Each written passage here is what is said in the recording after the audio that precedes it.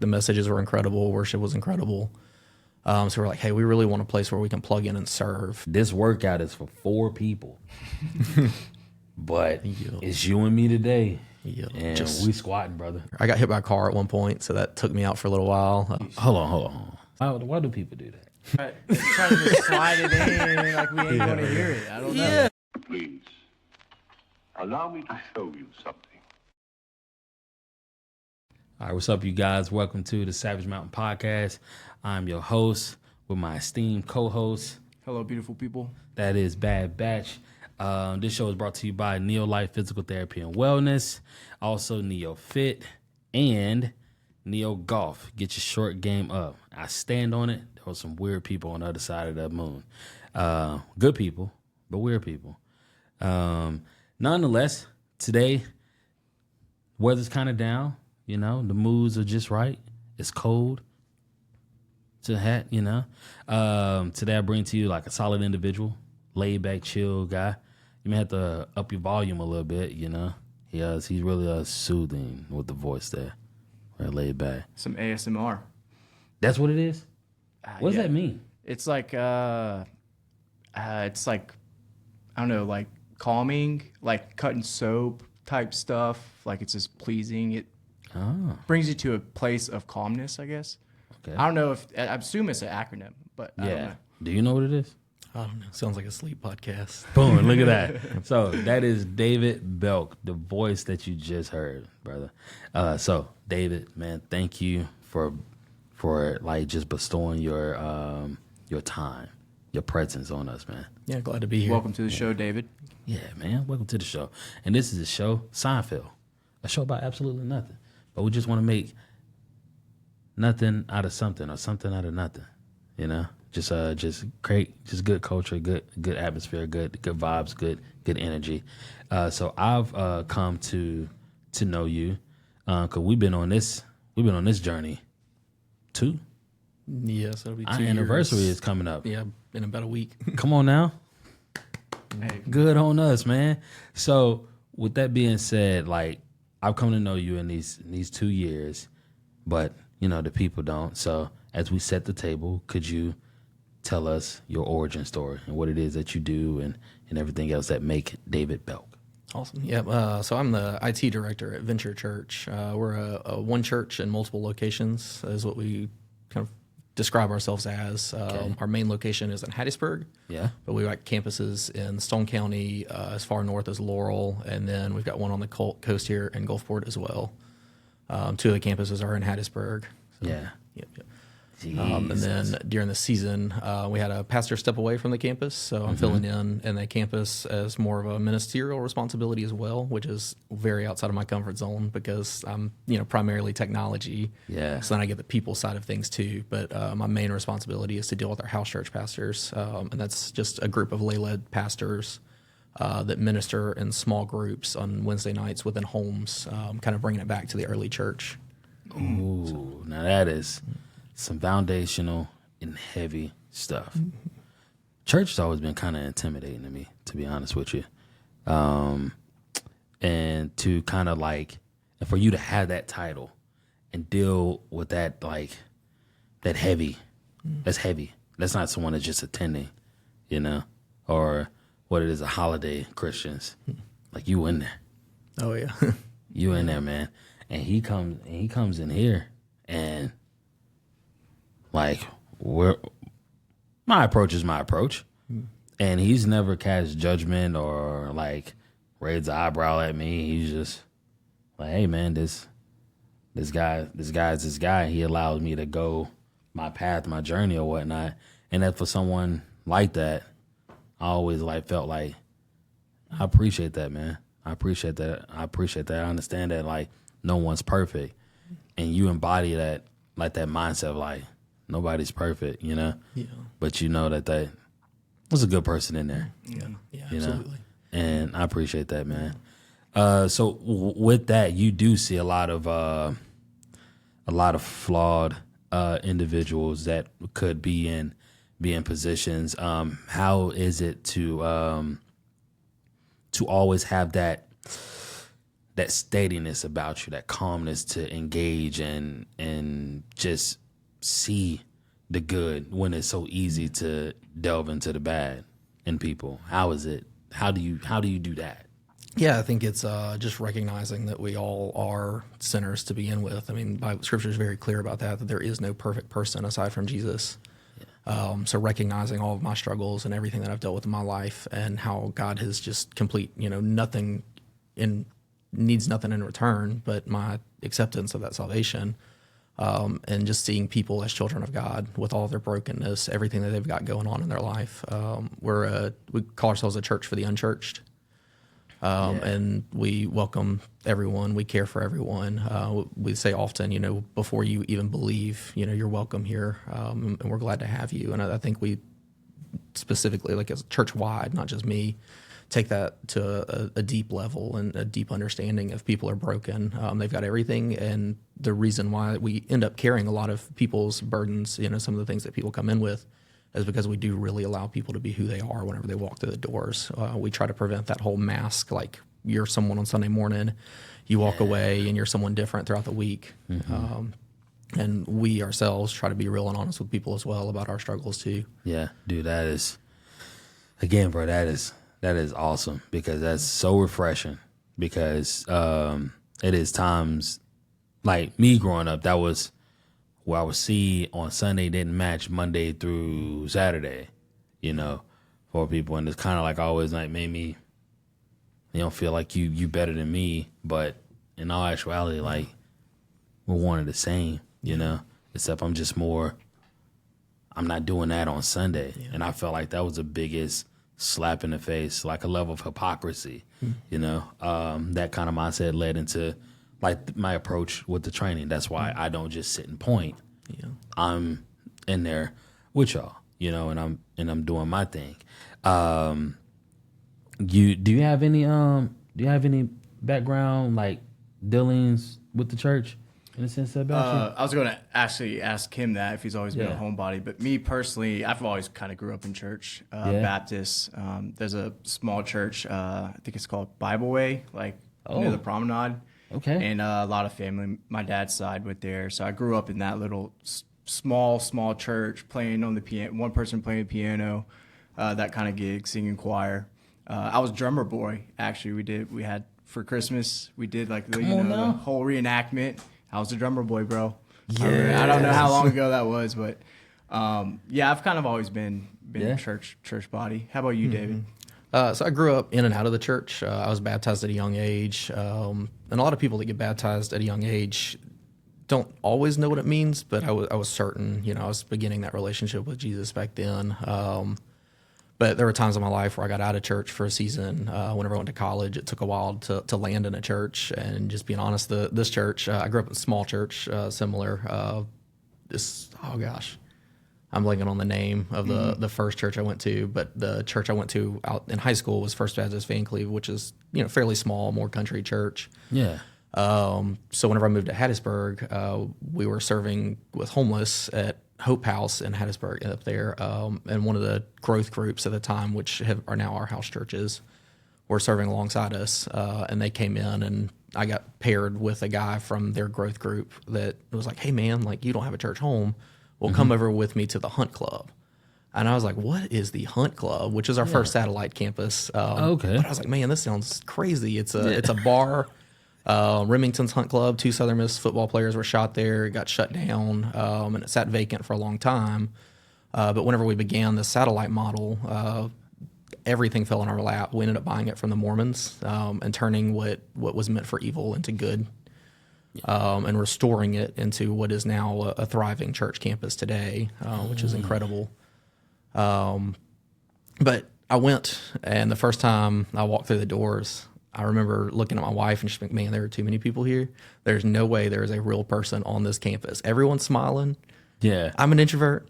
That's fake. Yeah. And I could not have been more wrong.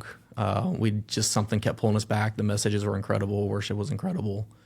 So we're like, hey, we really want a place where we can plug in and serve. And that's what this church provided us, was a place to serve. And that really brought us into the community there. And just within 2 months, I was like, man, I could not have been more wrong. It is like some of the most genuine people I've ever met in my life. People are humble, got a lot of humility about them. They're honest about what they're going through. They're, like you said, walking alongside you, not preaching at you, not looking down to you. So that was yes. That is, you said a mouthful with that one, brother. You said a mouthful with that one, dude. Like, so like with you having that spirit and also being an introvert, you know, and lean into the IT side. So how was it that you got into? You always been an IT guy? 'Cause that's an IT guy. Oh yeah. So that's a fun story. Yeah. Tell me this. Growing up, I felt called to ministry through my life, but I was like, man, like I'm an introvert. I can't be a pastor. Yeah. I can't talk in front of people. What we're doing right here is extremely uncomfortable for me. So what does that look like? So I was like, all right, well, I also really want to be an FBI agent because I love helping people out. And I went to college and I just had no clue what my future looked like, but I was good at technology. Yeah. So I started a degree in IT, and about halfway through, I think my junior year, I had an opportunity to work with the FBI, and I went through the process. And, you know, from the beginning, I was like, man, I'm nervous about this interview. The next step, you know, moved to the next interview, and I was like, man, I'm just nervous about this one. I kept passing all my feelings off as nerves. And I got to the end of it, and nothing else was standing in my way. So I was like, I still feel this way. What is going on? Yeah. And once I recognized that was God's way of saying, hey, you're not supposed to go down this path. I remember calling the Jackson field office that I dealt with, the Mobile field office that I dealt with, the Washington, D.C. field office that I dealt with. None of them answered. So I ended up having to email to decline. Yeah. And I got the one Christian, I think, in that place as I was going through it, because I was told God does not come with you through these doors several times. And she responded, hey, I'm praying for you. I hope everything works out. And I had no idea what the next step was. But one of the pastors had asked me to go to Tuscaloosa with him to check out a college ministry. And on the way up there, he was like, hey, man, have you ever thought about an internship with the church? Yeah. That was a week later after I had rejected that. So I began working at Venture and college ministry, still going through my degree, volunteering heavily with IT. There was no one on staff for IT at the time. The production guy was doing a lot of it. Yeah. But all sorts of issues. So I came in and as this college student, had no idea what I was doing, fumbled through it, had a lot of grace, imposter syndrome through the roof, just kind of learned and went. And after I graduated, or really the semester before I graduated, I started full-time in IT. And I've been there ever since at the church. So just kind of bouncing between ministry stuff and IT. And my main job right now is switched away from, still do a lot of networking and computers and printers. But I primarily focus on ministry tools. Like, what do we create? How do we create tools that enhance people's Sunday morning experience? Kind of take that time that we have with them on Sunday and bring it through the day-to-day, put something in their pocket in the device they're already using to guide them along their journey. There we go. Like the day-to-day operation. I always viewed it as like, to me, Sunday was like the game day. And we have to, and now with so much pulling at us as far as like time, and that's what we're trying to get people's attention, but try to keep their attention on the positives. You jumping into the IT band, that's thinking PT, IT realm, that's you trying to lean into the day-to-day, like the Monday, Tuesday, in between, because the game days are Sundays and Wednesdays. So like the Tuesdays, the Thursdays, the Fridays, that's where you're like furthering, developing these things to expand that experience. That's ultimately like what you're shooting for. Yes. To not let it just be Sundays. Yeah, absolutely. And, gotcha. and we're expanding what that looks like. But right now, it's putting devotions in people's pockets and Bible reading plans, but also equipping our ministers with tools, because we have over 3,000 people step foot on our campuses every Sunday. So how do you minister to those, and how do you care for those people well? And it's kind of equipping those pastors with tools that it's where they can follow up with them, where they can keep people on the forefront and not have to worry about sorting through, hey, who should I reach out to? But putting a list of people, hey, these are people that, you could potentially, through the data that we know on them, need to reach out to and call and check on, or people who have expressed a need or a desire to serve or anything else. So. It's creating a level of efficiency with ministry. Yes. Well, something that's not really talked about is like churches having to keep up with the times, technology and stuff like that. It's not really touched on. So back into building on that, there got to be some resistance. There has to be like some guard, some old guard is just like, well, if it ain't broke, don't fix it. Yeah, it's been working for so long. We don't need to. So how do you combat that?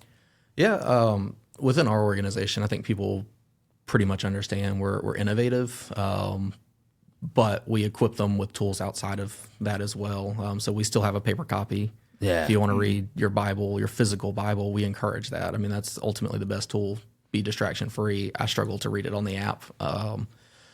So we get that, but we also try to be the best stewards of people's information and the data and the tool sets that we have. Like we could go in and we could say, hey, we're gamifying devotions, but would that be wise? Would we want people coming in and only reading their devotion because they have a 5-day streak that they don't want to get rid of? Gotcha. Could it help them? Yeah, maybe. But if that's not the if that's your motive behind it, is your heart pure in it?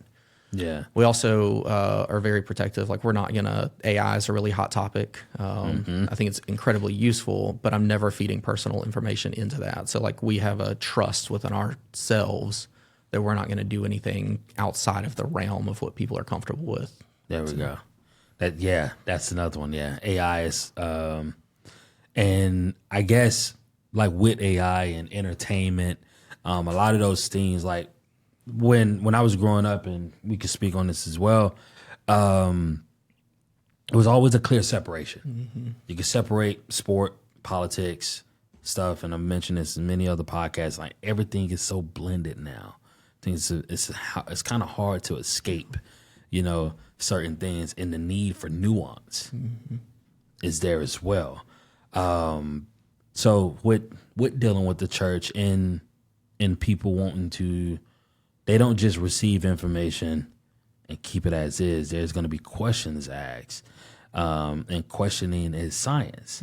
And also you have to, with IT and the constant evolution and growing and stuff like that, like how is it? I know it's not the, like now we're coming, like America is getting to a point where like going to church and speaking, praying out loud is more accepted. At one point, it was kind of like you had to be quiet about those things. So how it is now that being a Christian, being heavily faith-based is okay. Yeah. How is that to be in this be in this time now, to be in a church and like feel all that kind of energy? I know that's a long ass winded question. God bless. Yeah, I think that's a hard one to answer for me particularly. I've got a lot of friends that are unchurched and don't necessarily believe, and I still feel comfortable like just sitting down, just like you said, just being ourselves around each other. But I think I'm so heavily in the church world at times that it's hard to feel that shift between that question there. Ooh, there we go. So you're so dialed in, you're so focused that you don't like any kind of, you ain't getting it at all because you're just so focused on you. Yeah, just kind of, well, not me necessarily, but the mission, just stay missional. The world might say or do one thing, but whenever we read scripture, we know what the truth is there, and just being confident in that, so that the world doesn't affect you in that way, that we can still be in the world, but we can still sit down with people who don't have anything to do with God, love them and care for them and be comfortable around them, but we still know who we are and our identity, and we're secure in that. So. Damn it, David, I'm so glad you exist, man. I really am, dude. For the long, I didn't think these kind of people existed. I really didn't. And 2 years in us training with each other, And we've had one-on-ones, and he's never tapped me on the shoulder. I'm like, you know what, Quan? I think it's time we need to talk about God. Not once. Not a single time, bro. This dude's like lockstep. I ain't go to school with this kid. Right. I'm just a grown man. How did y'all meet? How did y'all come about knowing each other? It was Brian. Brian. Yeah, Brian. Yeah. Shout out to Brian Bates. It was actually, and this is how my passion aligned with my purpose. It's guys that's working, guys like Brian, that and shout out to Jessica. Dr. Jessica Jones is just as paramount to all of this, and she has no idea how it is because she was she did his initial eval, and she was like, all right, this isn't a high complex case. So she's like, all right, Quan, do your thing. And so I'm in there and I see him, and Brian's not a small guy, you know? He's not a small guy. He's a power lifter, man. He has that power lifter build. And so I was like, oh, okay. She just want me to do some busy work, but watch this. So as I'm running through and working with him, man, he was like, man, I really like what you did. And when you're going through what we do down there, sometimes it can come off as a thankless job, you know? And you're like, man, I put in a lot of work like to help, but I don't really know if like people receive it as such because I ain't getting all the credit, you know? But Brian came back and he was like, I want to work with him. And then he was like, hey, man, what else you do? And then that's when I was like, I do this like my side hustle, you know? I'm over here training athletes on the side hustle just to get a couple of dollars in my pocket. And he kind of went from there, and we had a couple of sessions, not knowing that that's not really his style of training, but he still came anyway. And then before you know it, like he enjoyed it for the time being. And that's when David and his lovely wife. Well, it was you first. Yes. Yeah, it was you first. Man, I started coming Yeah. the month my child was due. Yes. Yeah. So stuck through the winter, the cold, the rain, all that out at Top Team. Mm-hmm. Man, we'll come in there and it's like, you know how Tuesday was? It's Tuesday when you can breathe and you feel that wind come. That some days it'll just so happen where it'll just be me and him outside lifting, and he looking at me, and I'm saying like, this workout is for 4 people, but it's you and me today, and we squatting, brother. Just starting that journey. Yeah, you're just starting that journey, and it's kind of hard when you're looking like, and I understand that like I'm strong, I can move some weight around, you know, but I'm never looking from their perspective. As I've continued to work with Dave and others, I'm starting to create like, but I don't want them to feel like, all right, we're dropping. I'm going to drop this weight down because I want you to feel comfortable. Now I'm like, we're going on this journey. Let's ride. Let's go together. We're not going to throttle down because I know you're not up to where I'm at. I'm like, let's get there. Right. Let's go together, you know? And he was right there with me, man. It was like, man, he had that face where, as you can tell, David is not like the most animated individual. But it'd be some time where I'm looking, I'm like, yeah, it's pushing him today. But he's lockstep, man. He's just, all right, this is the assignment. And when you say that about like the level of conviction that you have and that it's not unwavering, and you can't tell when everyone else is in the room is going here and here, you're steadfast. That speaks exactly how you are whenever we're training, because it's a lot going on. Yeah. It's a lot going on, and it's continued to evolve and as we went from Top Team to here, and people come in and people leave, and we got children, and that's going on. You are. Oh yeah. Yeah. And that's a testament to you as an individual, as a person, man, because this is the era of I can't pay attention for 2 minutes, on one task. Yeah. Yet you've actually like thrived in that. So like, is that like something that you always had? Is it something that you had to log into? Like, teach me, man. Yeah. Well, my journey has been very roller coaster with fitness. Played sports, and I was always a chubby kid. Nothing wrong with that. Played sports, man, football, baseball, soccer, tennis, basketball as a younger kid. Trying to think. I think that's it.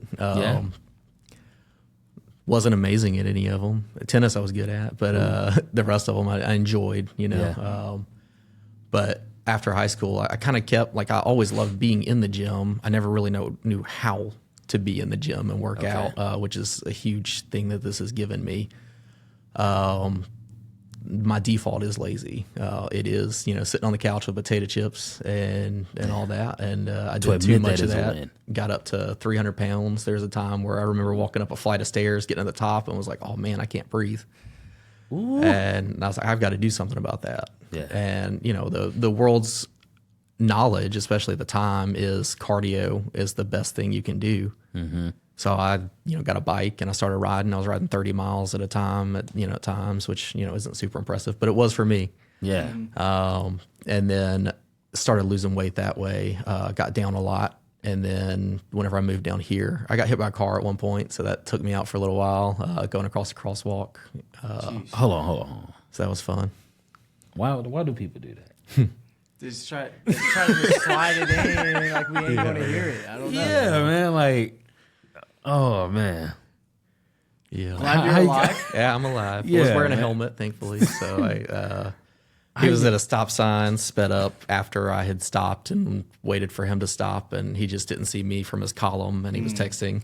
So sped up, hit me about 25 miles an hour, went into his windshield, and then rolled off. Did you break something? Thankfully, no. I was so dazed. I was just like, man, you're good. You can go. We didn't file the police report or anything. I should have gone to the hospital. I walked in the house, and my wife was sitting there, and I was like, hey, I just got hit by a car. She was like, that's funny. And then she saw the bruises all over my body, and she's like, hold up. She starts calling all of her friends that are nurses and getting them over there at the house. And, yeah. Got hit by a car. So that, that took me a minute to get back on the bike after that. No, you're damn right. It took you a minute to get back on a bike. Yeah. You got hit at a stop sign. Oh, yeah. And you was stopped and they was stopped. We had both started going. Yeah. God. Yeah. God bless, man. All right. My So bad. got out for a little while, gained some weight back, and then that's whenever I started working out again. And then Brian was like, "Hey, man, you got to come check out Quan." And I just, even though my default's lazy at times, and I think I've outgrown that through this and through other things in my life, I've always enjoyed hard things. Yeah. I think that's why I thrive, especially in the church world with IT, because it is new, it is challenging. My degree is in networking. I do a lot of development work now, so it's a lot of self-taught new things. So similar out here, I love the learning. I've kind of fallen in love with strength training and what we do and just that side of it. Yeah, man, because it's healthy. We only got one of these things, and again, seeing as much as the familial component of it has definitely brought in a sense of not just connection, but fellowship and having all kinds of people. And I always like to think of it as a conduit to the higher, the higher end, like just, I'm not necessarily always, and my wife has done a fantastic job of getting me not more involved in the church, but consistently going to church. I was one is like, I don't need the building. I was definitely that type where I'm like, I know and I believe I don't necessarily have to be in there because of what I was exposed to growing up, of the hypocrisy that was, and saying I've become a hypocrite in a sense. Not necessarily in the way of like leading with like do the right thing, like this is the way, but of like not being as consistent, you know. But embracing the fact that I am flawed, you know, and there are other people that are in forms of leadership that's in those positions. They're flawed too. Like it's only one person, you know. Yeah. And you saying it out loud and coming in here and having that level of conviction and just being like, look, it's okay.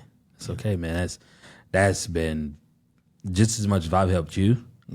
You've helped me. And that's why it's a level of joy when I see you come up those stairs. Yeah. And I'm like, hey, if it's anybody you can count on, David gonna be here. If he can be, he will be. Like even with today's show. There's some people I'm like, and they gonna show up. And none is once we locked in, I always know like this is the time. Even with the weather, I mean, Even with the weather, bro, storming out I did not think at one time I'm like, well, I mean, it is raining pretty bad. Like, Batchy came through, and before you know it, like usually, like when Batchy asks me something, I think about it because if he comes to me, it's for a reason. You know, like he's not just saying my name just to say my name. So I'm usually thinking like, all right, what Batchy wants. But when he asks, I just yeah, steady. He's coming. He's coming.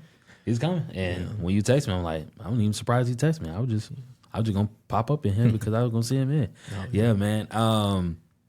But how? And we're gonna continue on with your with the wellness component of it. How has that elevated your relationship with your wife and now with your son? Because now, 2, right? Oh yes, he'll be 2 on January 11th. So yeah. So how has that even like heightened like your intensity or your desire to not fall victim to those ways of, I guess, laziness? I wouldn't say I didn't want to be like that, but you said it, man. You know? Yeah. I think to kind of piggyback off of what you were saying, and to answer the question, I think there's a lot of parallels out here as with the church world. Yeah. So, you know, we come in here, we're in community, we see each other pushing ourselves. Like you said, your goal is to get me up to the level that you're working at, and we can be right there. And it's the same thing, you know, if I walk into the house church that I lead, my goal is to get those people on the same level. And if I'm not leading myself well, if I'm not pushing myself further as a person and growing in my relationship, then I'm capping those people out that are sitting under me, expecting me to help build them up as well. And I think the community aspect and the consistency aspect goes hand in hand with that too, because it's a choice to show up. Yes. You say it all the time, you know, you chose to be here. Yeah. And you're right. If I quit in the first month, I wouldn't have made the progress I made. And sometimes we treat church like that as well. As, you know, we walk in and we see these people that are, you know, holier than thou or just ahead of us in our spiritual walk. And it can be frustrating that we're not there yet. But just choosing to show up, choosing to be part of that community, choosing to be known, making the choices to do the hard things in the same way we're doing hard things out here helps grow people as a human being. And I believe, and that was something I was convicted of whenever I began this journey as well. We do a series every year called 21 Days of Prayer. And we fast from something for 21 days while we pray through whatever we're praying through as a church as a whole and in our lives. And mine 3 years ago was sodas and fried food. I've eaten fried food since. Okay. But I've not drank a soda in almost 3 years now. It'll be 3 years in January. Props to that. Because that was something that God was like, man, like you don't need that in your life. You need to honor your body. And that kind of helped springboard my journey back into saying, hey, this isn't about me anymore. It's about God. Yeah. And then we learn, you know, my wife is, you know, we get pregnant and it shifts my focus to, hey, now I'm a father. I'm taking care of my son. I want to be the best I can be so that I'm not that person that can't walk up a flight of stairs again. I can be that person that gets out in the backyard and plays football with him whenever he's 10 years old because I'm 30, about to be 31. Whenever he's 10, I'll be almost 40. I want to keep it up. You know, I want to be there for him. I want to be a good dad. So I think that's helped strengthen that relationship. And then the relationship with my wife, man, getting her out here, it's just given us that thing to do together because, you know, marriage, especially with young kids, can often be you missing each other. You know, she's giving him a bath while I'm cooking dinner, or, you know, I'm cutting the grass while she's inside helping with laundry, or not to be traditional gender roles. That sounded real traditional, but she could be cutting the grass while I'm doing laundry. But same way, Thank you for admitting that, because, bro, at first, man, I used to be, like, damn, man. Like, my neighbors always see Kate cutting the grass, but they don't see me in here. Like, I'm holding my daughter. I really am. Hey, nothing wrong with that, man. Yeah, Kate couldn't work out for a bit, so she would be like, hey, I'm going to cut the grass so I can get a good workout in. And I'm like, hey, man, go ahead, do your thing. Hey, there's a reason why every dad takes on cutting lawns, is so they have a little break, you know, get outside. Yeah, and that's what she was using. And she's recognized that. So I was like, hey, let's rock and roll. So thank you. All right. Yeah, I don't feel bad. No, it's all give and take. But given us out here, with us being out here, it's given us a common goal to work towards. It's given us more conversation outside of just, you know, the church, and outside of our everyday lives with work and everything. We now have a common goal that we're working towards as well. So. Yeah. No, that's good. Like, we with the group that we've started, and it is so, like, they always say, and I'm mentioning here, Robbie always says, like, his dream. But again, whenever you say that, it starts off like your dream is big, but it's still singular. For it to expand, it has to become other people's dream. Yeah. And it's the same thing with the group. Like, I always just wanted to help others, and it started with just me and Kate, my wife. And then as it started to expand, like, it's not just me.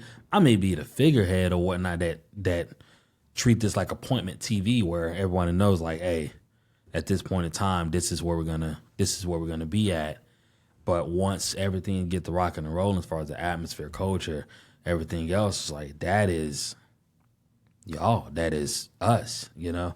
And that's what it creates and embodies and elevates, you know? And I love that, like, how you and your wife have just kind of embraced everything that we have. I always thought that we were gonna be the only one with kids, you know, during the training sessions. And now seeing your son come about doing that, where, like, Mel and Nay, they look for, or they notice, like, oh yes, it's not just us, you know. Yeah, we have John, here as well, you know. And I just think, like, it's a beautiful thing where it's not just we have purpose whenever we're doing the things that we do, but it's good to, like, see, like, the legacy where our kids see us, like, they can tell those stories, like, my dad did this, and they saw you. You ain't able to just sit there and say, back in my day, I would have been able to do this. And, well, I ain't see it. But now, like, as we continue to do what we do, and not everybody's willing to do what we do, that's one of the things I always want to make it feel like not everyone wants to come up here and train the way that we train and sustain the consistency to train the way that we train. So it's a level of pride that you want to have with it too, not in a negative way, but in a positive way. So it's beautiful to see how, like, we've become a reason for your relationship to continue to thrive. Yeah, absolutely. Yeah. And that's not even something that's, like, I even sought out, but it's kind of evolved to become like that. Like, all right, man, that is a cool thing, dude. That is awesome.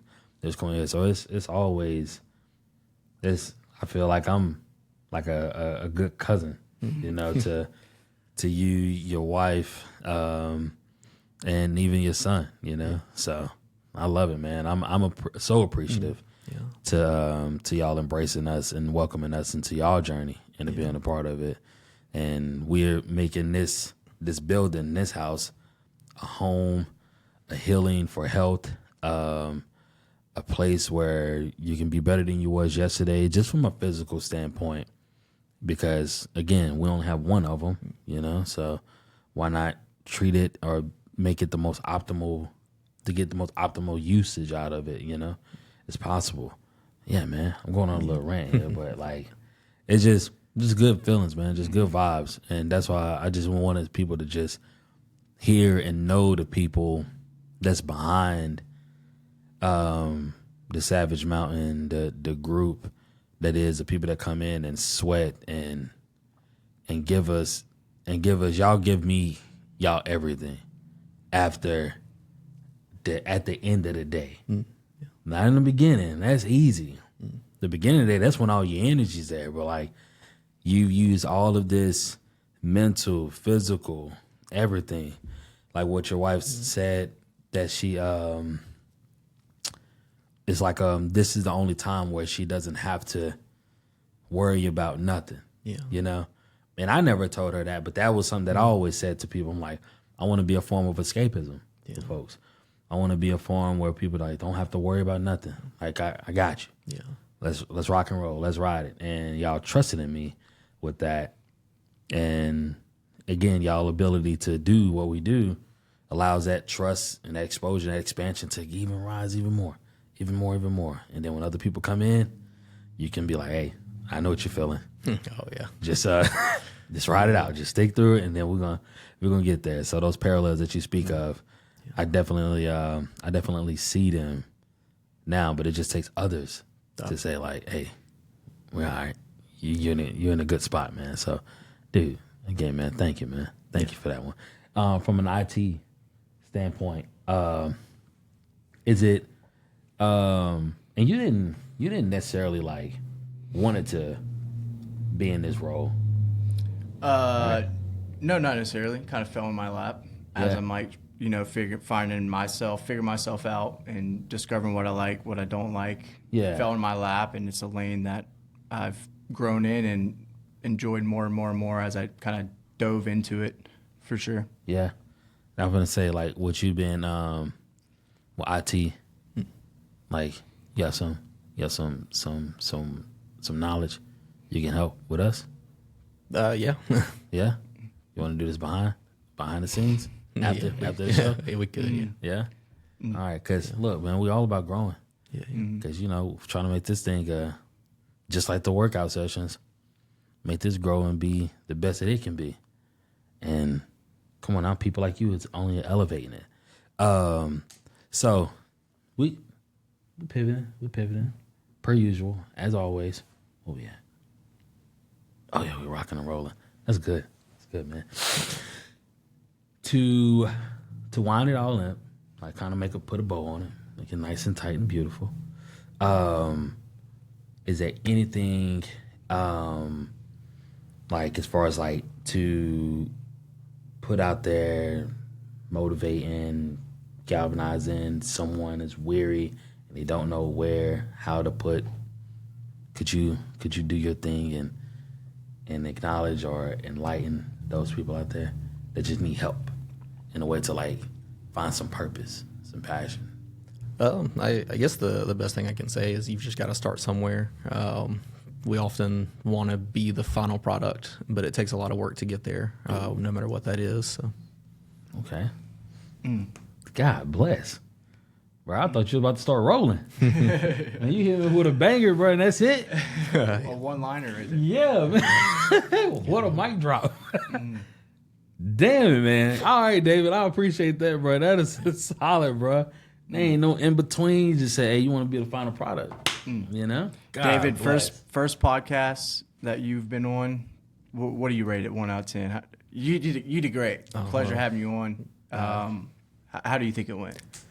Well, I appreciate y'all. Went better than I expected. Y'all are very good at making me feel comfortable. Because this is not my default. Definitely that introvert. Yeah. So. Hey, man, thank you, bro. This is a show, absolutely. Man. Appreciate you coming in, man. You didn't have to. You wanted to. You chose to. And again, bro, you highlighted on some things that I ain't necessarily like kind of thought correlated. And it does, bro. So again, thank you for raising your family in front of me. Yeah, we appreciate y'all being a part of that. Come on now. That's good, man. But again, y'all, that's the show. Thank you for coming this time. Hopefully we catch you next time. But please, please, please do not let it be your last time. Don't forget to like and subscribe. And we're out.